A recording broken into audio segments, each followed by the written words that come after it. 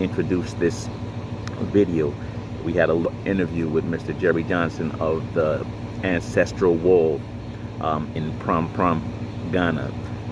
Now his wife is there too, Miss Boma. Food delicious. Just them together as a team, blessing everybody. We were allowed to sit down with him. He gave us a bit of his knowledge about living in the U.S. and in Ghana, where he's been for over a decade,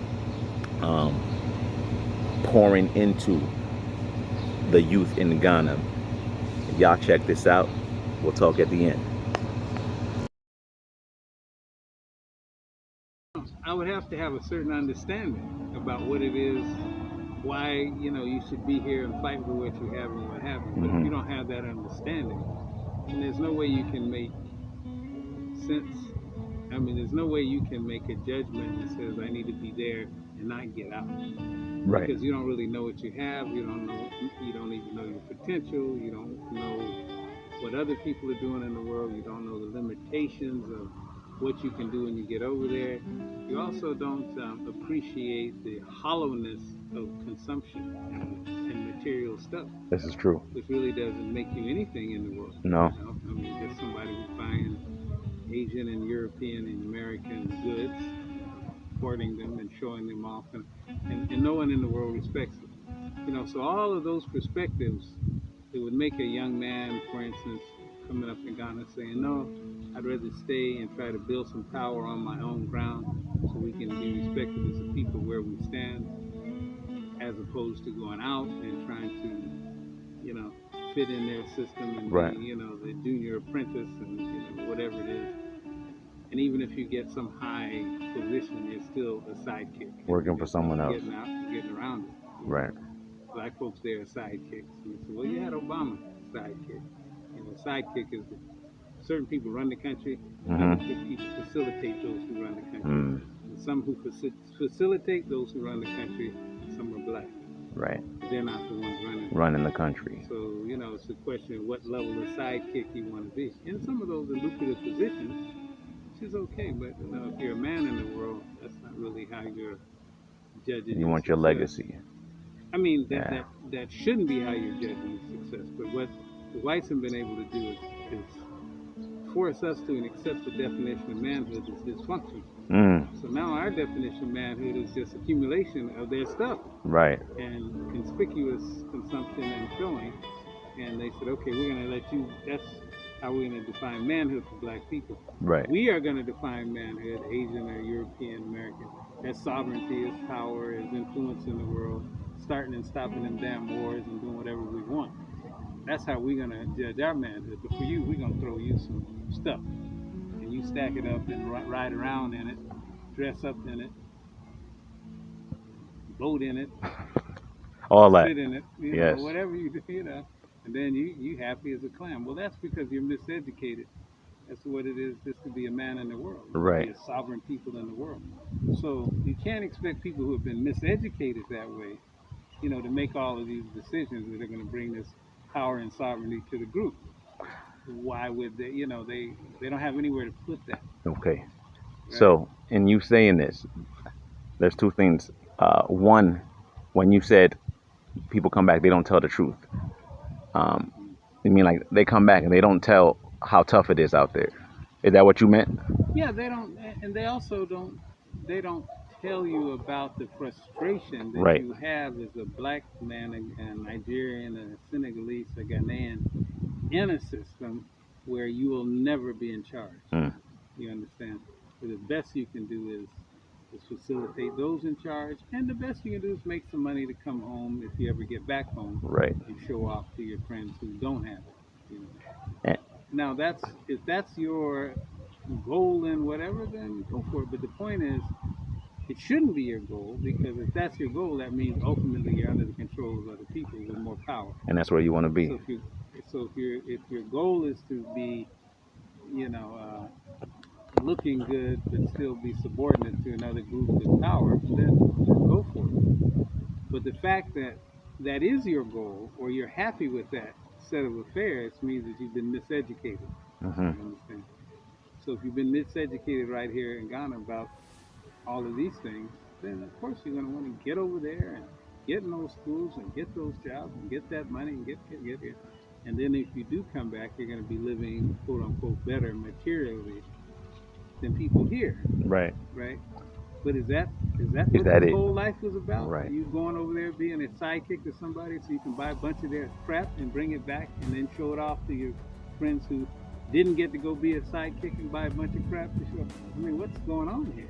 Right. Meanwhile, the Chinese are over there in your backyard, in right Accra. here in the Western region, right here in the Ashanti region, mining your gold illegally, having Ghanaian military protect them, sucking your resources and your money and sending it out of the country and building their thing and feeding their families and building their economies and ensuring their sovereignty and all of that. Right. And all you can do is turn your head to that in your own backyard and spend all your time down at the line queuing up, try to get to an embassy somewhere so you can spend most of your life being a sidekick. Right.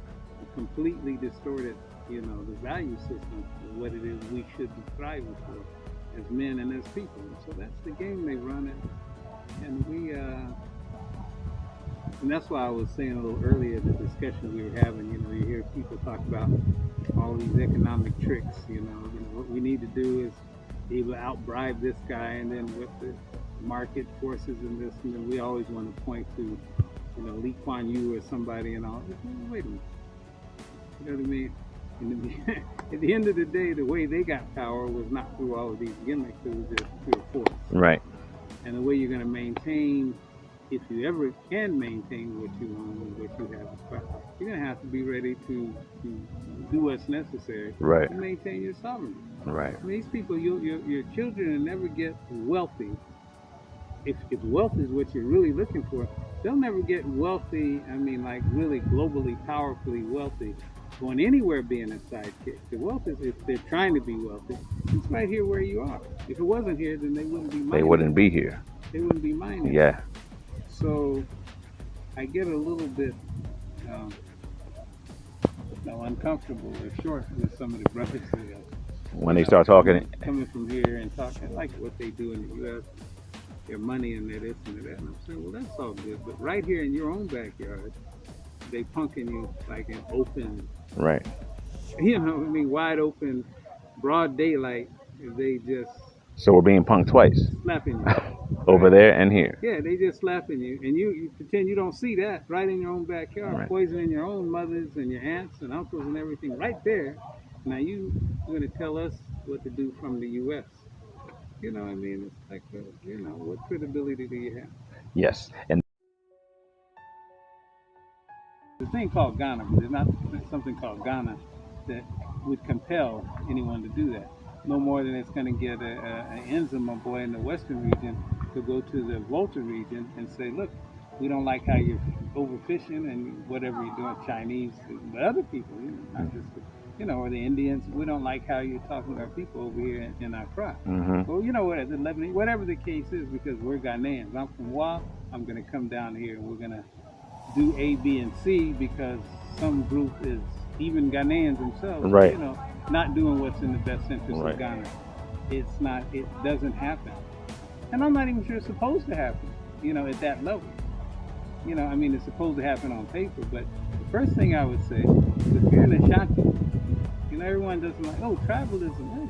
Don't get wrapped up on that, I said in another video somewhere, people throw the word tribalism out to black people, and we panic, because white folks have associated tribalism, which all these are English words anyway, with savagery and this lack of so they say you're tribalistic, you're talking about this, and I always say the Chinese have tribes, the Europeans got tribes, everybody got tribes, so why get all bent out of shape?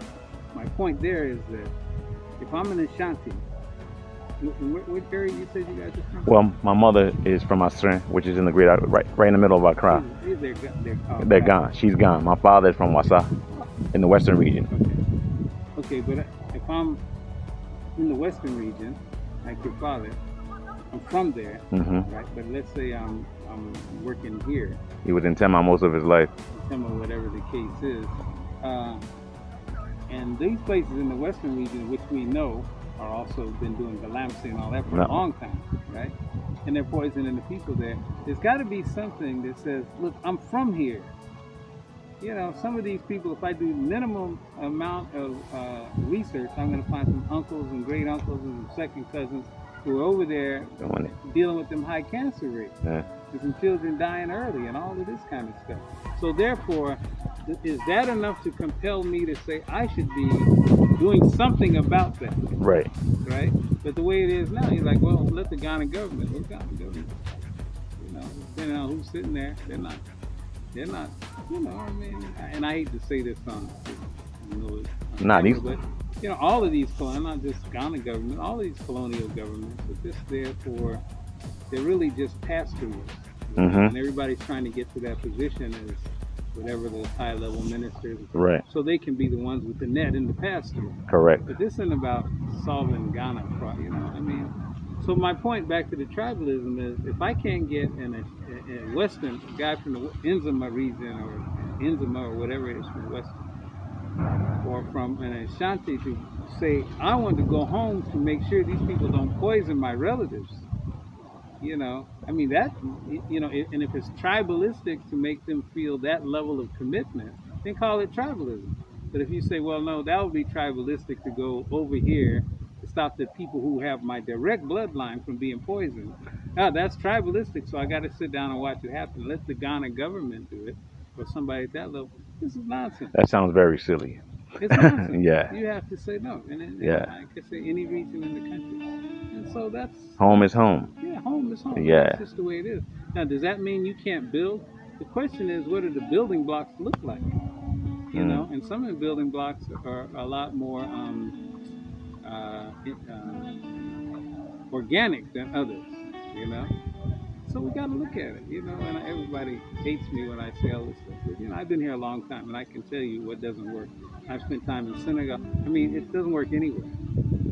It's the same game everywhere. Right. You know, and but that's kind of getting down into the weeds, but it's important because we have to know what it is we're doing. So when we talk about people coming to Ghana or going back home, I mean, the U.S., just back and forth, that's an argument for people who are trying to figure out how to enhance their personal lifestyle. Now, ain't nothing wrong with that. Right. That's not the discussion we need to be having. It's like, how are we going to have power and sovereignty in the world? That's a whole nother discussion about whether or not, you know. Right. Now, I mean, I mentioned it, so what you're saying isn't wrong. I mentioned about nation building, and you're breaking it down. You mentioned something about people don't like when you speak like this.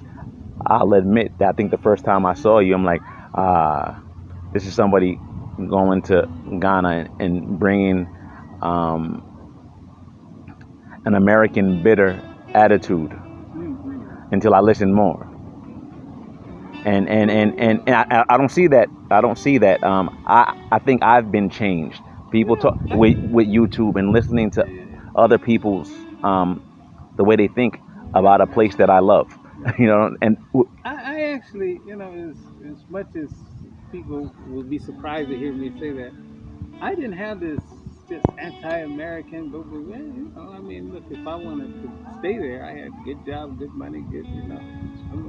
I could have just kicked it like everybody else, right? You know, and wear a little kente cloth and all the way around, dashiki, you know I mean? Little kufi. Run back and forth to Ghana now and then, change my name. Right. I could have done all of that and lived. So it's not like America was terrible to me personally. A person doesn't have a Chinaman's chance in hell or whatever. And he says they don't say that anymore because once China built power, then it didn't, you know, Chinaman said it didn't mean anything. Right. Now the Chinaman got a better chance than you. Malcolm said that. So basically what he's talking about is, look, you got to build nations that support your people and that are respected around the world. And you got to be a standing member of a powerful nation or in that powerful nation network, or they just gonna slap you around from now on. So they're attacking Asians in America right now. They are. That ain't gonna last long, bro. It won't. Trust me. It ain't gonna last long. I mean, these Asians, how long you think they're gonna sit down and let people abuse?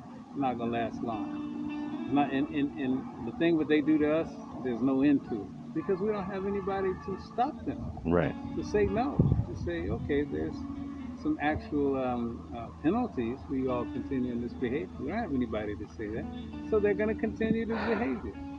And I guess that's when some division comes between, I guess, diasporans in America and I guess what they would call continental Africans, where there's no feeling of. I mean, you talk to individual people out here, they hate what's going on in America, but as nations, as a continent, collectively saying, "Oh, you can't come in here and do business because of the way you're treated." We don't have that. No, you don't have that in any. We don't have that. There's no one who's feeling that kind of global loyalty Right. to black people. Right. And even if they did feel that global loyalty, they don't have the power to say do no. Right. That's what I'm saying. So Because they have individuals, you'll find it, but as our leaders collectively, like you said, they're passing through. Yeah, well, the people who feel that way don't have any power, Right. or haven't developed the power. And Yet. that's getting back to why are people coming to Africa. I mean, you're coming hopefully to connect to the people who feel that way and say we're going to build a different power Right. center. I like that the way you put that. Way to do it, you know. And that's what's going on. But but you know, this thing idea about the black women, I've been kind of following a little bit. They have an ADOS with American descendants of slaves, right? And, you know, and then they got the continental Africans or even Jamaicans, whoever came there, and it's all of this back and forth. And the whole thing really sounds strange to me because it's like, okay, let me get this right. You know, we're building up these two adversarial entities. Mm-hmm. To fight over who's gonna get a few crumbs off the over there, table. Right? You know, ain't nobody talking about taking no power. It's just that I was in America when they brought me here as slaves, and we worked as slaves. We fought in the wars and all of that. Mm-hmm. Yeah. So, you know what I mean? You know, when we even make those cases, it's like, who are you telling that to? I mean, you're making some moral argument to some people who are going to respond to that. Now, if you're saying that the Africans who have come to America and saying, we did all of this, and then here you guys come in. I mean, it's like I say, why aren't we the discussion of how together we're going to take this huge continent we have and build a competitive system? That's it. And we don't even have to have an argument about who gets the crumbs off the American table. I mean, that's a ridiculous argument. I mean, the fact that you're trapped into that argument means you've already lost. Mm-hmm. They set the parameters of the argument to where either way you lose. Yeah. Because you're not talking about building a competing system. You're talking about who gets what in the system someone else is controlling. And neither one of you are anywhere close to controlling it. And not even talking about it. Right. Not just talking about some benefits. Right. You know, he gave a Nigerian some affirmative, you know, they hired them as the black instead of us, you know, because or Africans coming over saying things like, well, you know, you all aren't taking advantage of all of the things that are here as black Americans, you know. And my response to that, of course, is, wait a minute, you got a whole continent over there. Yeah, you're not taking advantage of nothing there. And you had to get on a plane and come all the way over here, you know, stand in line, working, you know, capacity is way below your potential and all of that.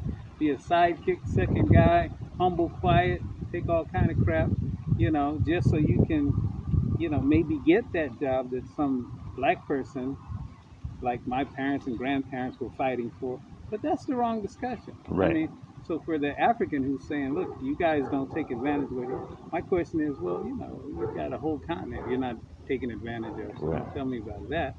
And for the African, quote unquote, American who's saying, oh, he's coming, taking my thing, what are you arguing about? It's there and you don't want it. Off the table by somebody else's system. Right.